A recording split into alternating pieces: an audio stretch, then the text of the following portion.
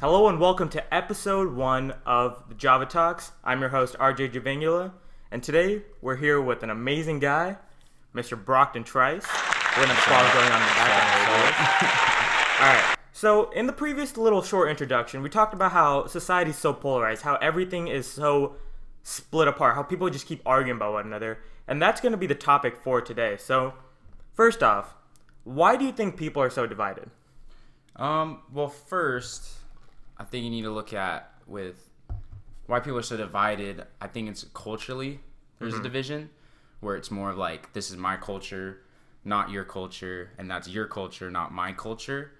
So when you're talking about, like, for instance, African American culture, hip hop, and the way that people might be appropriating black culture through hip hop, I guess people do have a point with how some things that you can have, like the N-word, saying nigga all the time and whatever, how some people can have that, like black people, African Americans, and some might not. So I think it's more of like a cultural thing, and it kind of divides us when really we should all be kind of together. But I mean, it's kind of a fine line, a big balance you have to find.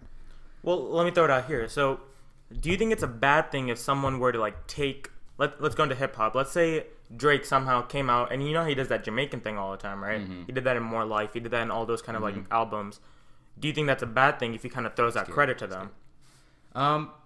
Because at the end of the day, he is representing them. He's bringing them more to light. Yeah, you know? that does make sense. I see where you're coming with that. And I think a lot of Americans think that way too, like white people, because they think that they're giving African Americans that stage. That makes sense. And it's a good point you brought up Drake, because Drake has gone all over with genres and cultures, dance hall, Jamaican music mostly, even some like Hispanic, I would say, some like dance hall, some Hispanic. reggae. Yeah, reggae even. I think it's hard when you do music, because music is so undefined and you can go anywhere with it. Again, it's what you really say in your songs that I think really matter. But as far as your questioning the stage and everything like that, that's also a good point. Like I said, there's a balance with how you use that. If you're giving credit to that culture or something, or credit to that type of music, it might be a little different. If you don't, it might be, some people might see that as a bad thing. But well, let me take it like this. What about in like your day-to-day life when you see white people trying to like take on hip-hop culture, or like more of like things that are kind of been reserved to African Americans historically, or like not even just white people, but like all sorts of people, as hip-hop's become more popular? You do see that more in your day-to-day lives. Yeah, well, all right, first off, when you hear culture, or what is the culture of America right now, it's hip-hop and rap. So like when I first realized it, and I first like started noticing it, when Katy Perry had Migos on one of her tracks. Like, I know Katy Perry's pop and stuff, whatever, and people are always trying to link up and everything, but when you're getting Migos on track with you, it's a little, I don't know. I like it. I love Katy Perry. I'm all for it, blah, blah, blah. But it goes back to that whole cultural appropriation. Another big thing that I did not like is Miley Cyrus. When Miley Cyrus did the whole Mike Will Made It album and everything. With 23? Yeah, 23 and all that. That was appropriating black culture. But what she did was she didn't stick with it. She went back to the whole like country pop style, whatever, and kind of didn't pay any like respect to having that hip hop and everything, like having that culture. I don't know. That's just me, my opinion. But I know it's more than just my opinion, if that makes sense. Like other people see it, and like, not to offend anybody, but for white people, they might not see it as much as you or me or African American people might. So I don't know. Here's my take on it. If someone of a different culture takes something that's from a different culture, right? So since I'm Indian and I did something that was like considered historically white, right? Like let's just say I started breaking down singing country, right? Which, good Lord knows I'm never gonna do. If I were to just start breaking down in country and I didn't give them the necessary respect, the necessary attention, which I think is a common problem in America nowadays, where you see people, especially on social media, kind of just take things on. Like, I don't know if you saw it on Twitter where that girl did that Japanese dress for her prom thing. I think that if you can't respect it and you can't give them the necessary credit, then I think it further divides it, puts you in that spotlight where you're asking for people to like attack you, you know? Where if you're willing to give them the respect, like Katy Perry, she's worked with Juicy J, Snoop Dogg, the Migos. She's worked with people for a long period of time, so she does build that credibility, you know?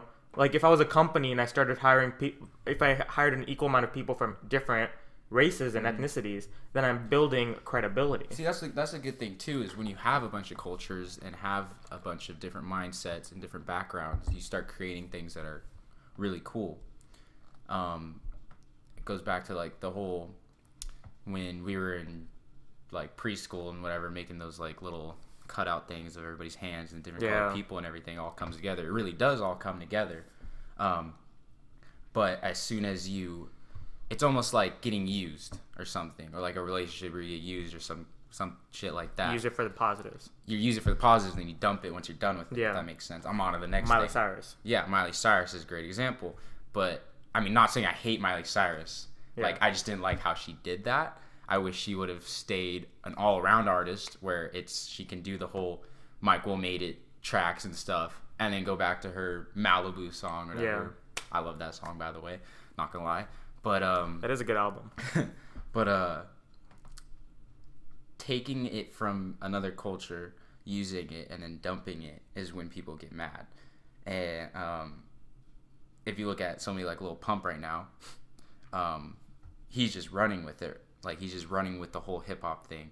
I don't think he'd ever change up. Same thing like Travis Scott. I don't ever think he'd ever change up, blah, blah, blah. It's hard for him to change up, something like Kendrick. that. But Kendrick. But Miley, who is versatile and she's very talented, can take something and then drop it, if that makes sense. I don't know.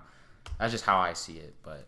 So let's talk about an artist in the hip-hop culture who's always been a little sporadic. Kanye West. All right?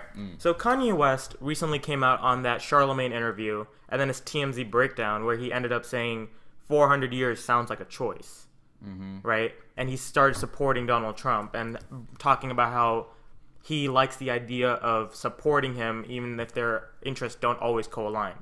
So what's your take on that? All right, so the 400 years was a choice. I see two different versions. I love Kanye. Sometimes he's crazy, but that's what makes him a genius. So the first way to see it is that what he's meaning by that is slave to the system for 400 years. So that can mean, when you look at it now in modern day, would be going to a cubicle every day for the rest of your life, making $60K or whatever, 70, 80, getting a family, something like that, and you're still working at a cubicle for 30 years and never living stable, out your no risk job. Yeah, you're living somebody else's dream. You're doing shit for them so that they can go live their dream. That boss, blah, blah, blah. When really you wanted to go travel the world. You wanted to go help people. You wanted to spread this, that, whatever, what you think. Now, the other way I see it as is, I always go back to the Black Panther movie at the end where Killmonger dies and Killmonger says... Plot twist. I haven't seen the movie, but okay. Okay. Well, whatever. I saw Twitter. It's been 2 months or whatever. Y'all should have seen it by now. Sorry for spoiling it. Killmonger dies, okay? Anyway, Michael B. Jordan, amazing actor. When T'Challa or whatever kills him and says, like, I'll bury you with blah, blah, blah, whatever, Killmonger says, bury me with my ancestors because at least they knew not to be slaves or whatever, but that death would set them free. Imagine being a slave 400 years ago. Obviously, that's not the greatest life to be living. You have a choice. I mean, it's a pretty, like, depressing choice, but to be a slave, have kids, have your kids be slaves, and they didn't know that slavery was going to be abolished back then, 400 years, blah, blah, blah. They thought that shit was going to go on forever, so it was either that or you kill yourself. So that's the other version I see, is that slavery was a choice. But I don't technically agree with that. I don't agree with most of that, but I see it as a modern day.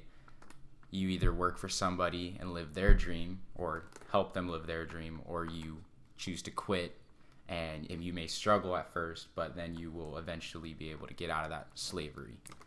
See, the way I took it when Kanye West said that 400 years was a choice, the way when I first heard it, was that he was saying that people could have risen up and fought back. And I think that was the way that a lot of people thought about it. Yeah. And I think he got a lot of flack for that because a lot of people thought that the African Americans were really oppressed. They didn't have the opportunity to rise up. And I took this a different way. So since I'm Indian, I took it down the Indian history, where we had that similar path with the British for 400 years, right? But the way that we differentiated ourselves is that we had skills that made us irreplaceable, you know, right? We had textiles, we had things along those paths. And I think the way that Kanye West was taking it was that African Americans could have done something different along those 400 years. Like you were saying, they could have had that other choice of killing themselves, or even like coming up with a specific trade that makes them irreplaceable. And I think Kanye West, a lot of people didn't hear that full TMZ interview. Oh yeah, people stopped it after hearing that. They probably were way too mad about it. And I think he didn't necessarily deserve all the negativity he got for it. I'm not saying what he said was completely right. I don't agree with the way he said it either. It's all opinion. Well, the way he said it too, the presentation of the statement, he could have said it in a much more subtle way, a much more nicer way, a much more clearer way. You know, and I think that's always been the problem with Kanye West. He's always said stuff that's required interpretation. Yeah. Well, when you think about it, Kanye, no offense to Kanye, but he's like any one of us. I mean, other than he does make music. He's a genius in that sort of sense. But he also has a bigger platform than we do as of right now. But he made his own platform. Yeah, he made his own platform, but he forgets sometimes that, and also like Donald Trump, when you think about it, is when they're saying something, they're just saying it. Yeah. They're not really thinking about it and going, hey, RJ, hey, Will, hey, Keaton, what do you guys think about me saying this? Like, I need your opinions, blah, blah, blah. How should I, because I'm going to say it this way, but like, or I'm going to say this. Well, I'm trying to get a point across. How should I say it to where that they're going to understand what I'm trying to say without me trying to offend them or me accidentally offending them, if that makes sense. Yeah. So I feel like Kanye sometimes doesn't get the benefit of the doubt when it comes to how he's obviously not somebody getting paid to write a speech. Yeah. He's not writing a speech and then showing it to people and having them look at it. He's grabbing a mic on a stage where he's performing in front of people and telling them what he thinks. And sometimes that's a really good thing because it gives more power to the people, but he needs to remember that his platform is so large at this point that he's not just hitting adults, he's hitting 11-year-olds who are listening to his music and listening to what he has to say, gets into their mind, and I don't know. But I think social media plays a big part of that too, where you have like that instant response, you know, where you can just go onto social media and type something without really thinking about it. Like you can just tweet something, and as long as it fits in that characters, you can just send it out, and you have an immediate reaction, a connection with the people that are surrounding you. Like Donald Trump uses Twitter notoriously. Yeah. You know, he uses it for just sometimes really inflammatory things. And you get that instant response from people. Same thing with Kanye West, where he tweets a lot. And he says things that are sometimes kind of inflammatory, sometimes things that are pretty inspirational. And it could be read 1,000 different ways. Yeah. And that's my thing with Kanye West. A lot of people forget that he's an artist, you know? Like, a lot of things that he does has some kind of social message. Like with 808s. And, like, that was a really deep album. And I think a lot of people sometimes forget that he has that side of him too. They just take the face value of what he says. Oh, yeah. And I think that's part of what polarizes people nowadays with social media culture, where you just see something and you think that's what it means. Yes. When you hear somebody say something and you don't even know them, it's more of a...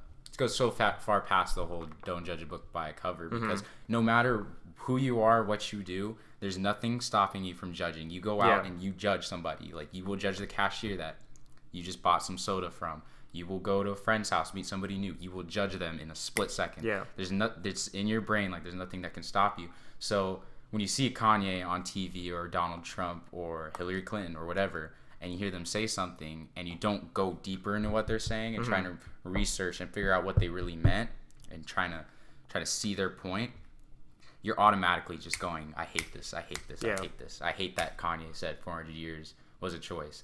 I hate that Donald Trump wants to build a wall. I hate Hillary Clinton for wanting more money for abortions, blah, blah, blah. I don't know, some shit like that. So feel like you need to know what you're talking about or go into it more and figure out a choice for yourself and the opinion based on that. But, so I like how you brought up the wall, because I think we're going to go into the politics atmosphere right now, where Congress is really polarized. It's really hard for both sides to see a compromise between things. Like, this was the thing during the Obama terms, where Congress would never let them pass anything. And it's something that's happening right now, where especially with DACA, we saw that they wanted to create a compromise, but they were so unwilling to do so. You know, how do you think this whole polarization, this whole split, is going to affect us right now, like in the short term and in the long term, in terms of like politics? Okay, so starting out with the short term, I don't think anything's gonna be done soon. Like, I don't think anybody can come to a conclusion. I don't think and I'm not blaming them for that. I don't think it's as easy as coming up with something like that. Yeah. It's so touchy, especially with the DACA. Obviously, that has helped out so many children. That it's pretty serious how much it's helped. But also, on the other hand, you have to look at the other side and what they believe in, and seeing how DACA can also be used as a loophole and things like that. So, I mean, I don't know. That's such a touchy. I don't really have anything to say on that, just because it's such a touchy subject. But let's take a bigger picture too. Let's take a bigger picture, not just with DACA, but like in terms of things that are like either really strictly Republican or strictly Democratic, you know? Okay. So what do you think is going to happen if, let's say something really big is about to happen? Like, let's say we're about to face like a national pandemic, right? And things are so split between both sides of the Congress that we can't actually pass anything, you know? Or like something along those lines, where we're having like an economic crisis or things along those lines. What do you think is going to happen short term if we can't find a solution? What do you think is going to happen long term if this continues on? Pray to God that they do find a solution. As far as, so you're talking about them being so like butting heads and nothing will be done. Basically. I mean, you have your answer right there. Nothing will be done. I mean, it would just be chaos at that point as far as making decisions. I mean, that's all I can really say, is that I hope that they do make a decision on big things like that. I always think of, I know this is a weird way of thinking about politics, but I always think about children in a like sandbox or playground and on different sides, and them always bickering and everything. And what would happen if you didn't make a decision? What would happen if you did make a decision? If you made a bad decision, good decision. The good decision is that both works out, or both happy. Bad decision is some people are happy, some are not. You don't make a decision, you're still going to fight. So then it goes on to the long term, because they're going to always still be trying to make something happen until you reach the long term. And the long term is it's just crap again. So, I mean, that's just how I see it. Taking that sandbox analogy a little bit further, it's like you have toys in there, and you're so unwilling to share too, you know? Like, I just think that if we continue down this path where we continue to promote social media behavior, where we continue to promote this whole instant polarization, instant judgment, then I think in the long run, we're going to be a laughingstock as a country, you know? Like, in this couple years when Donald Trump's done his candidacy and he's done his time in office, I think a lot of other countries have taken this opportunity to kind of make fun of America, you know? Oh, yeah. Our reputation as a whole, because of our lack of a unity, has caused us to become kind of jokers in the global stage. And I think reputation is key for everything in politics and in like a global platform, you know? And if we continue to lose our reputation, continue to lose our prestige, like, I love America, but like other countries might, other countries don't, you know? Yeah. And I think if we continue to like make ourselves look bad in front of other people, then I think we're going to continue to lose power in the long term, and we're going to eventually lose allies. We're going to eventually lose economic ties. We're going to lose a lot of things in the long run. Yeah, no, I definitely agree with that. Especially with no offense to Donald Trump or anything, but some of the things that he's been handling haven't been the most ideal as far as like the Korea thing. And I don't think that that's just Donald Trump. I think if you put any president, I think that was going to happen anyway. But having a president with that much, like, when you say prestige and everything, and holding yourself like with the image of I'm the president of the United States, tweeting at other countries, threatening other countries.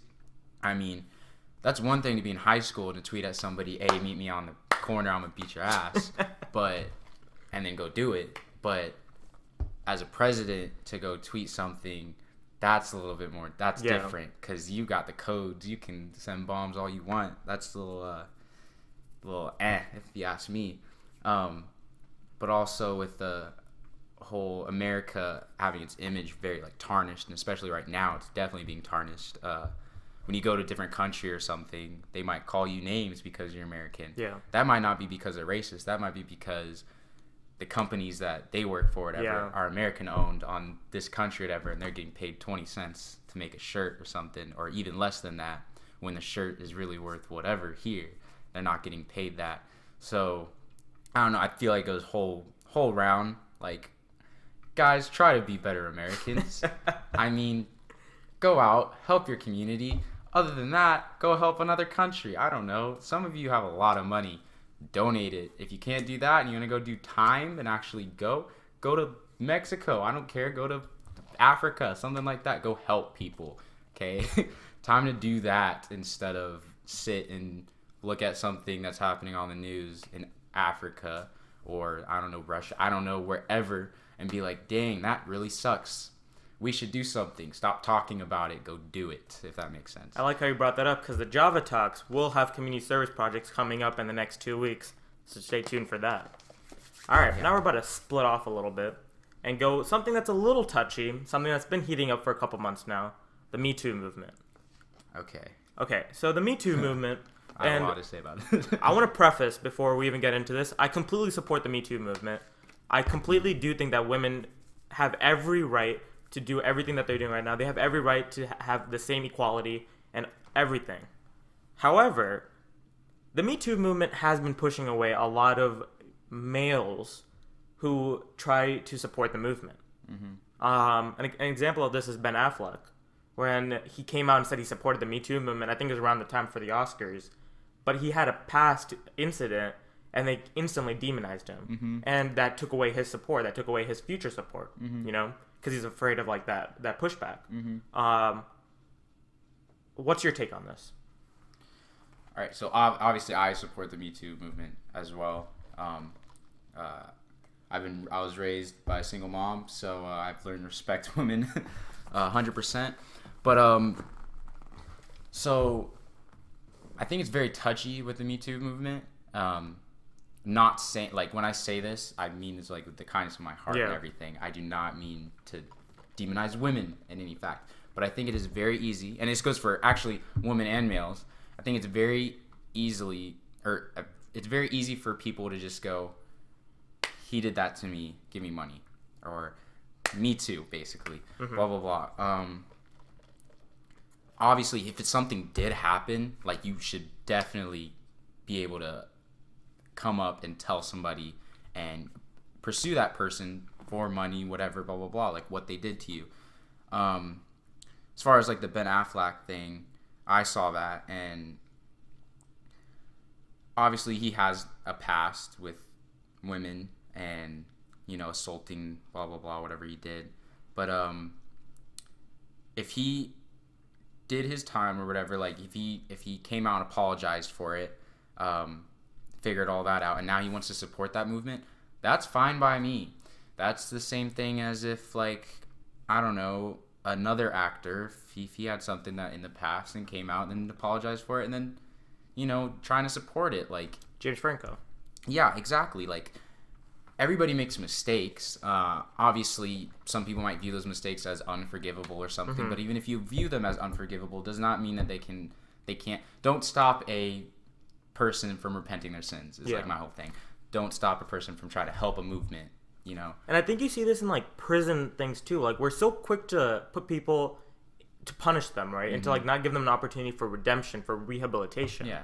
Right? We're so quick to demonize them and put them in that box without letting them come back out. And I think that's the problem with our prison system too. Right? I hate using the Me Too movement topic to go into the prison culture as well, but like we're so quick to put people in this box and we label them something and we put them away, we put them on the shelf, and then we never go back there and we never take them out again. And I think that's hurting a lot of people in America, where you have a momentary lapse of judgment, right? And you make a bad decision, and then you're never able to get back out there. You're never able to get a good job. You're never able to support a family, you know? Well, even with a momentary lapse of judgment or whatever, when you think about a kid in Chicago or something having to sell crack to support his family, and it is really not a choice. I hate when people say, like, you were born in America, same as me, you can work hard, same as me.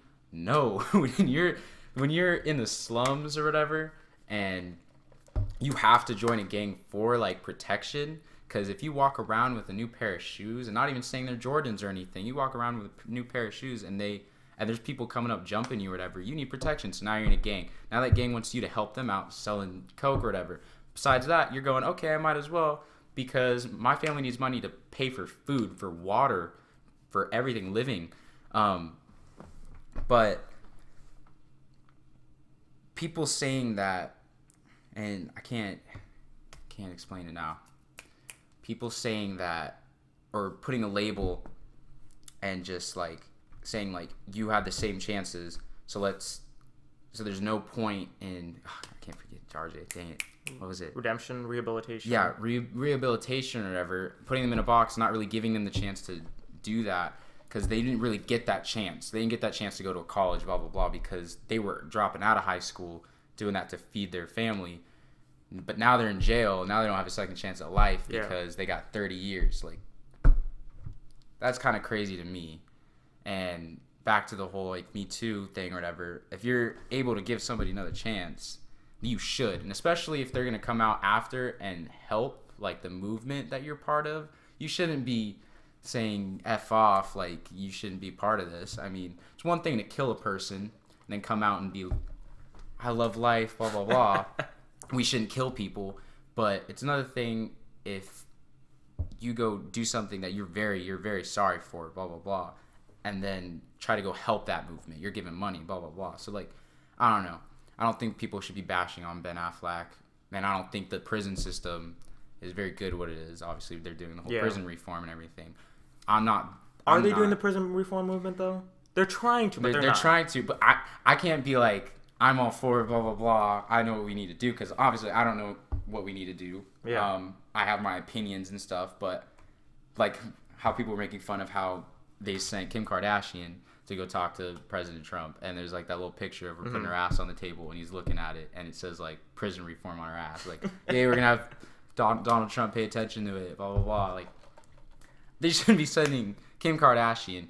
No offense, Kim Kardashian, love her, okay, very beautiful woman, but we need to send educated people, maybe even some people that went to prison, so that they can kind of, you know, make a new prison system that helps people rehabilitate while they're in prison to be better citizens. What we need to do is we need to create a department, kind of like a Department of Justice, Department of whatever, create a separate department where we bring in people from all types of like society, where we have people from like the poor neighborhoods, you have people from the higher neighborhoods, you have people from the middle, you have people that are from jail and had that opportunity of redemption, and you bring all these people together, you let them brainstorm, you let them create a committee, right, where they're allowed to go into jails, they're allowed to like create a system where people are able to better themselves, get an education if they haven't gotten that when they're younger, because they're on the streets, right, and they're running with gangs. And you create this committee where you bring in a bunch of people from all facets of life, right? So you create the best possible solution, because you have so many people from different perspectives, right? You bring in all these people, and then you create a solution. I think we're sticking to things that we've created so long ago from people that are in the same bubble, right? Like a lot of these rules that we have right now are created by white men. I'm sorry, it's true. Are created by white men in a time when African Americans didn't have the same rights, right? And we've slowly picked away at it. We've given other ethnicities more rights. but we're still living in that bubble that we created so long ago. We've made like a lot of progress as minorities, being black, Indian, yellow, purple, red. I don't know. Whatever. The rainbow. Yeah, I don't care. I don't see color. Blah blah blah. But there definitely needs to be more. Especially, I would say not. I wouldn't say especially. But right now, the whole big thing is police violence with African Americans. Mm-hmm. Another thing would be, as pushing the whole race thing, all that aside, would be going back to the whole laws made by white men 300, 200 years ago that still need to be reformed. And they have been reformed, but 70 years ago. Well, and reformed by white men again in the same bubble. Times have changed, and so do the laws. Like, if our technology keeps improving and everything, so we're gonna have like robots and everything, we're gonna have robot laws. Yeah. Like, if we're having robot laws, like, we need to switch up our gun laws. And I'm not saying, first off, I'm not saying that we need to take them all away. I'm not doing all that crap. I'm just saying there is a point in time where you have to say, wow, there are a lot of shootings. Wow, this kid is using an AR-15 to gun down 20 people. Wow, that is crazy. Well, why don't we do something about it instead of talk about it? There needs to be something.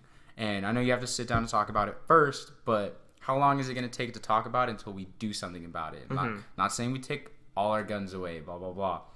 But I'm saying that there needs to be something. Like, give us something, you know? Like, yeah. I like how you brought up gun rights or gun reform and police brutality, because that goes into our next topic, the National Anthem protests in the NFL. For those of you that don't know, there have been some players who have been kneeling during the National Anthem. Started with Colin Kaepernick 2 years ago? Colin Kaepernick, yeah. 2 or 3 years ago. Mm-hmm. And then Eric Reed started following him, and then it became a league-wide thing. And a lot of owners Donald Trump came out and said he didn't support it. A lot of fans didn't support it because they thought it disrespected the flag and the military. And the NFL, for a long period of time, has always been affiliated with the military, because they do get funding from them. So what's your take on the National Anthem? First off, I'm American, but the National Anthem doesn't slap. I say we need a Migos National Anthem. Oh, you're one of those? Yep. I say, or Vince Staples. I mean, come on. Could you imagine, like, some Migos National Anthem or something like that? But not like their slow one. Not their slow one that they made. I'm talking, like, something that's, like... I want a Beyonce one. Not gonna lie. Obviously. But, okay, I have a couple family members in the military. So, I do respect what they do to go fight and protect our country, serve our country, and put their lives in danger so that we can be sitting right here doing this. But, they're fighting for the flag. It does not look good when you kneel during the National Anthem. Yeah. But there's a part of me that also says that you can do that because your freedom of speech, and they're fighting for you and your opinionated views. If I believe that kneeling during the National Anthem is what I want to do to show that there's something wrong with our country, and I'm caring about our country because I'm showing that there's something wrong. I'm not, crazily bashing on all of America. I hate America. I'm going to go move to a different country, blah, blah, blah. And I hate when people told Colin Kaepernick to do that. No, that's not right. He's trying to show people that there's something wrong, that he's trying to bring attention to something that is so prevalent that there needs to be attention to it. And the fact that he didn't go away and he continued to argue for it shows that how much he loves America. Exactly. You know? Like, because obviously his kids are going to be living in America. Yeah.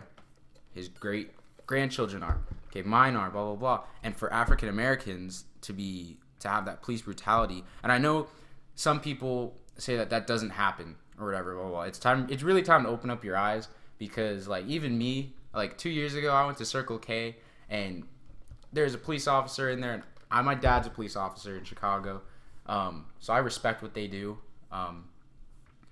but to be looked at like you're doing something, like, I had a hood on and everything, but there's another dude right there, he's white, he has a hood on, like, but to be looked at with that certain, like, look of, like, and it's nothing you can explain until it actually, like, happens, like, it's a feeling of, like, I'm innocent, and you're still looking at me like this, like, just because of what I look like. And that's what's crazy. And that's just the tip of the iceberg. Just wait until like they start throwing you on the ground, patting you down, whatever. I had my car searched one time with like a group of white people. You know, I had my car searched because they thought a kid was stolen and they thought it was my car. Yeah. And it's an interesting feeling, you know, like we've gone through our entire lives, like 18 years of our lives. We've gone through and we've done good things. We've helped the community, but it all just disappears in like a flash where you have a person with such high authority who can just make a quick judgment of you based on their prejudice. Yeah, and what's scary too is like, it was scary for me. Anyway, was the whole, like what you said, the 18 years of being like a citizen and everything. What's scary to me is, and for like kids our age, is that we're growing up in a time period where we didn't really have to deal with that as much. That was more of like the 90s. We're now coming of age to where, like, starting 14 years old, 15 years old, where we are going to have more run-ins with cops and stuff, blah, blah, blah, driving. But what's scary is going, holy crap, I wonder what it used to be like 30 years ago. Like, we're just now being able to use iPhones. We have the technology with iPhones to take a video.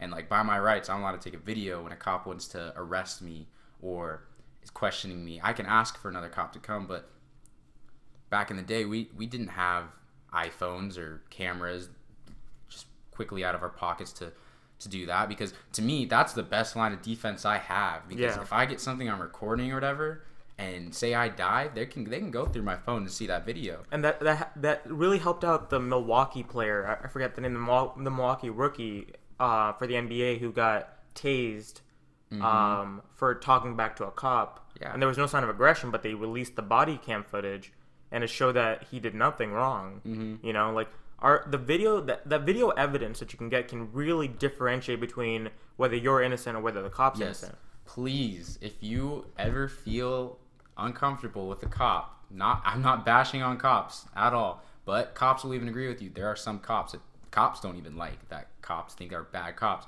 Please remember that you have a phone. You can ask for another cop to come and watch what's going on. It's your best line of defense to have a phone, videotape, or even ask for somebody, a bystander, to partake in just watching what's going on. Because nowadays, and it's sad to say this, but you might have to be like scared. Like, they're supposed to be like serving and protecting, and I do believe that I don't look at a cop, white, black, Hispanic, Asian, whatever cop there is, I don't look at them and go, holy crap, it's a cop. But there's a little part of me that always goes, I don't know how this cop's day's going. I don't know if their kid died and it was a black kid that shot him. I don't know if they are racist. I don't know if blah, blah, blah. Like, so, and it's sad to say that, but you have to be kind of aware and cautious. And I think that's what happens today. So going back to the National Anthem protest, here's my take on it. I think it was great in the short term, but if you think about long term, I think the National Anthem protests were not the greatest idea. And here's my justification. So you go out there and you make that sign, right? Like you show that there's something wrong, and you show that you want something to happen. You want like a difference to happen. You do it the way that Colin Kaepernick did it, and Eric Reed and all these other people. The way they did it, they asked for negative attention, right? I think the timing of it, they could have done it if they hadn't done the National Anthem protest and Colin Kaepernick was still in the field, in the league. Think about all the money that he'd be making, that he could be redirecting to. Yeah. I always thought about that too, is why did he have to do it on the field in front of millions of fans? Why couldn't he have set up an organization, gone to a state capitol, something like that, and protested in the streets, like, because he's a citizen, he's allowed to do that. So it was just, my whole thing is, I mean, there's a lot of attention to it, like he did get the attention that he wanted to that, but I think there's other ways he could have gone about it. Like you said, it did attract negative attention. Obviously it was. I think it would have attracted positive attention if he would have done it in front of the Capitol or whatever with a bunch of people. But can you imagine if he did it one time, right? One game, and then from there he took that attention, that traction that he built took the money that he made, right? Put it in, Created that organization, worked with people at the Capitol, worked with the commissioner, Roger Goodell, worked with owners, right? So you're talking about like really, really rich people, right? You're talking about billionaires at that point. And if you can get the top 1% to help you with things, you're going to get change. Oh, yeah. Because the top 1% are gods in America. Money's power. Which, that's a whole different argument. But if you can get people like that, rather than...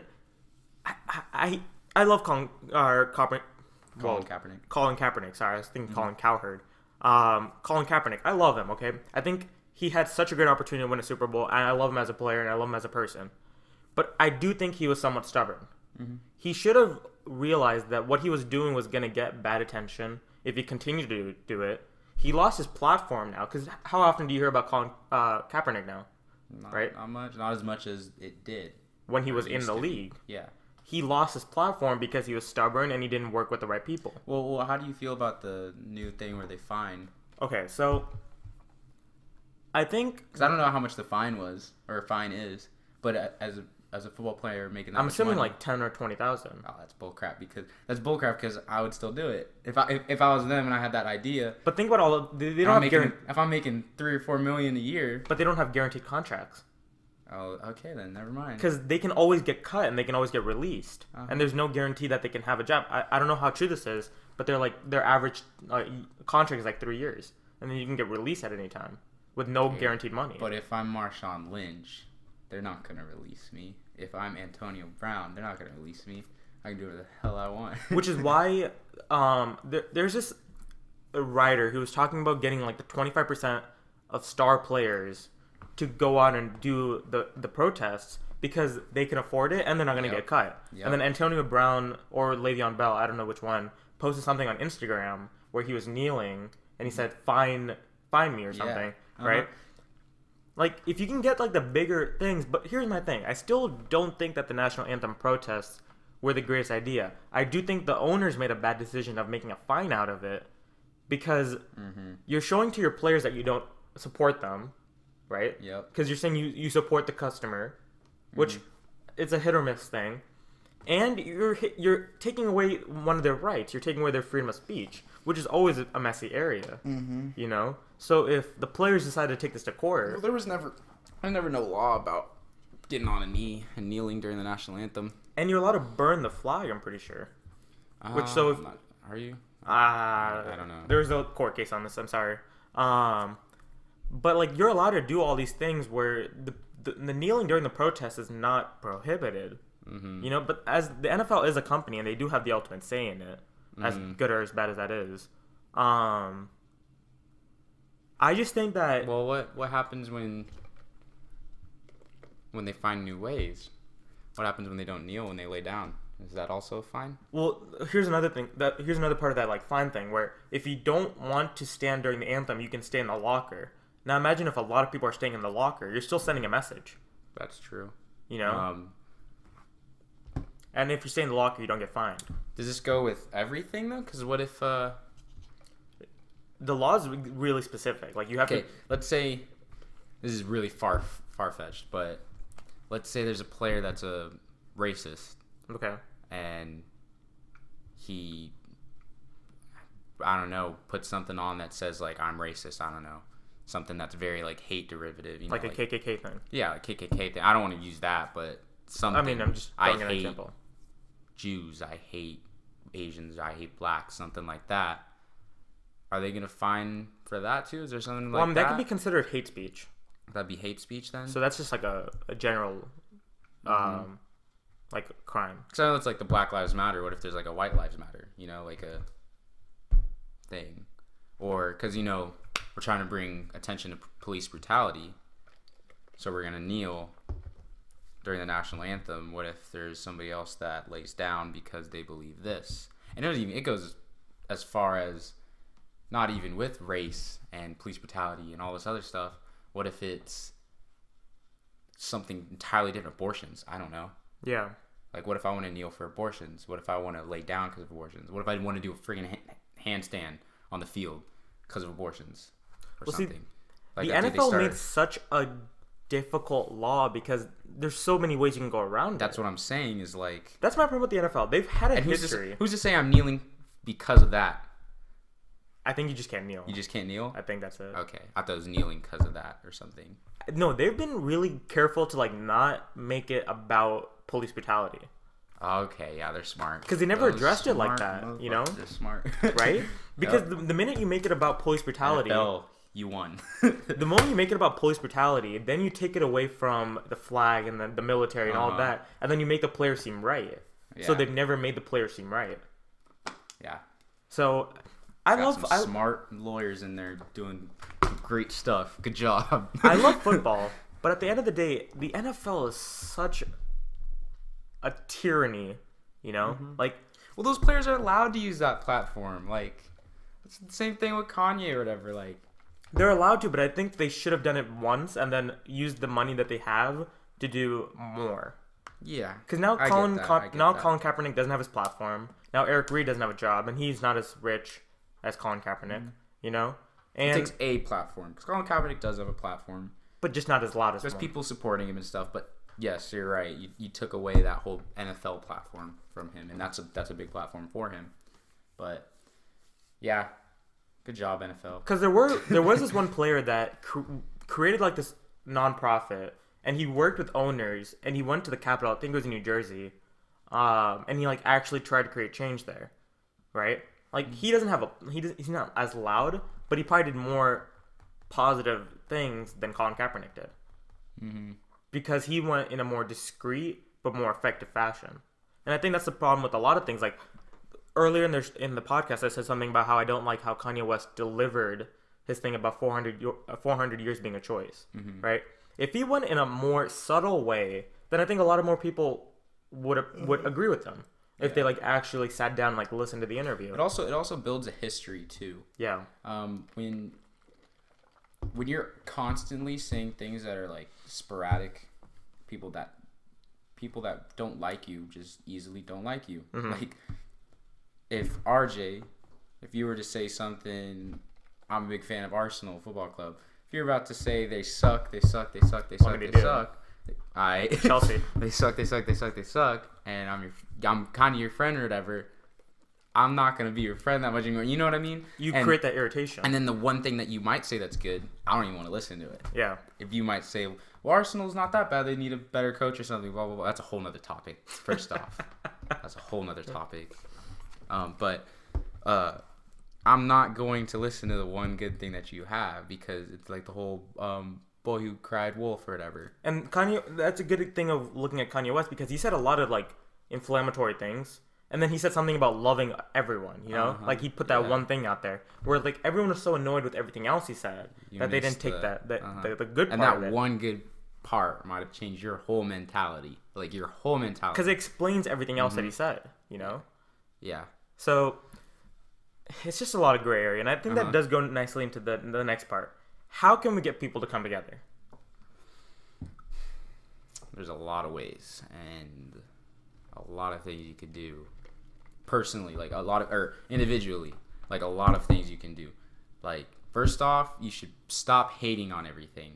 I don't care if it's you don't like how somebody dresses. I don't care if you don't like how somebody talks. I don't care if freaking this dude's dating your ex. This dude, I don't know, is like you don't like him, blah blah blah. Don't hate on everybody. And I'm not saying show love because honestly that's hard for me too. Yeah. Like I can't just love everything. I love like a certain like and here's a realistic thing. You're always not gonna like something. You're always gonna judge something. You're always gonna love somebody and something and you're always gonna like be about something. So I think realizing that and then trying to work on the things that you don't like about somebody or trying to better respect where they're coming from or better respect how they live their lifestyle and everything. Like obviously if you have a friend that's doing crack, like you don't like that, like that's not good. Try to help them, but respect where they're coming from. Don't hate them, don't bash on them. Maybe they're doing it because they're going through depression, I don't know, going through some things that you can't even understand. And it goes with what you were saying earlier about like their childhood chances, you know, like maybe he didn't have another choice, like maybe it was forced onto him. Yeah, or her. And I mean, it's a big wide world out there, so you really don't know. Like you may think you know, you may think you know somebody so well. You may think that you judge them like that. You know exactly how they are, how they talk, what kind of people they're into, what kind of people that they don't like. But the thing is, you really don't. And it is such a big wide world where you shouldn't be hating. You should be kind of trying to see their point, having your point, and trying to like make something out of it. Because what's better than hating on somebody is making something out of it, to where there's other people that can come and like help you make something else and make this blah blah blah. Because at the end of the day, I believe that this world, like being able to create things and being able to leave like a legacy and leave things behind, is really what this world's really about. Coming together with different cultures, and you go back to that feeling of love, because love is a feeling in your head. To me anyway. Infatuation, that's a whole other topic, but the same feeling of being on crack is the same feeling as being in love. Scientifically, when you do crack, it releases a dopamine in your head. That's the same dopamine that is released when you feel love. So getting that feeling, that sensation through vibing with people, is really what you should be going for, instead of getting the sensation of hating on somebody, because it's obviously not a good feeling. Whether you think it's a good feeling or not to hate on somebody or win in an argument, it's a way better feeling to come together and make something out of that discussion, not an argument.